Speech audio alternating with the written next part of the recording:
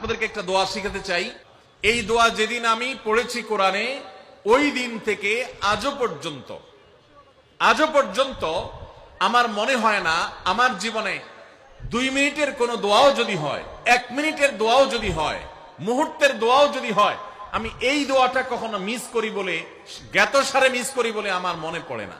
যার দাম্পত্য জীবনে সুখী না, সে অনেক সম্পদশালী হতে পারে, অনেক প্রভাবশালী হতে পারে, অনেক পদের অধিকারী হতে পারে, অনেক বড় দায়িত্বশীল হতে পারেন, অনেক বড় নেতা হতে পারেন, অনেক বড় পরিচিত পপুলার মানুষ হতে পারেন, তিনি সুখী না। সুখের অন্যতম বড় একটা প্যারামিটার হলো দাম্পত্য জীবনে সুখী হওয়া, স্বাচ্ছন্দ্যশীল হওয়া।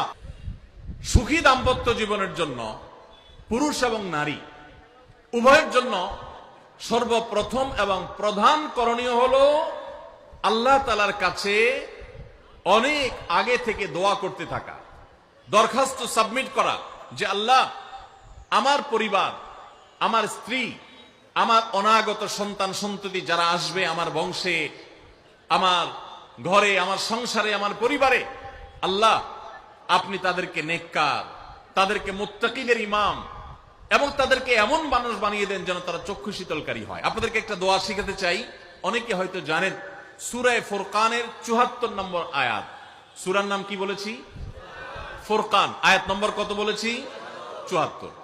আমার বুঝজ্ঞান হইছে থেকে নিয়ে ছাত্র জীবনে যখন আমি অনেক ছোট ছিলাম, এই দোয়া যেদিন আমি পড়েছি কোরআনে, ওই দিন থেকে আজও পর্যন্ত আমার মনে হয় না আমার জীবনে 2 মিনিটের কোনো দোয়াও যদি হয়, 1 মিনিটের দোয়াও যদি হয়, মুহূর্তের দোয়াও যদি হয়, আমি এই দোয়াটা কখনো মিস করি বলে, জ্ঞাতসারে মিস করি বলে আমার মনে পড়ে না। ছাত্র জীবন থেকে শুরু করেছি, আজও পড়ে যাচ্ছি।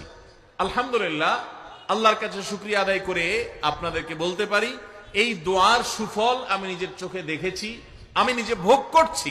এজন্য আপনাদেরকে আমি বলতে চাই, বিবাহিত হন কিংবা অবিবাহিত হন, আপনার দাম্পত্য জীবনের সুখের জন্য সর্বপ্রথম এবং প্রধান করণীয় হলো এই দোয়া।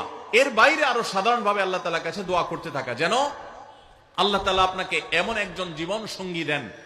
মা বোনরা দোয়া করবেন জীবন সঙ্গী, আপনারা দোয়া করবেন এমন যেন জীবন সঙ্গিনী দেন, যে জীবন সঙ্গী আপনার চোখ জুড়ানোর মতো হবে। দেখুন, আল্লাহর ভাষা এমন যে এই ভাষা তো অলৌকিক, এটাতে কোনো মানুষের ভাষা নয়।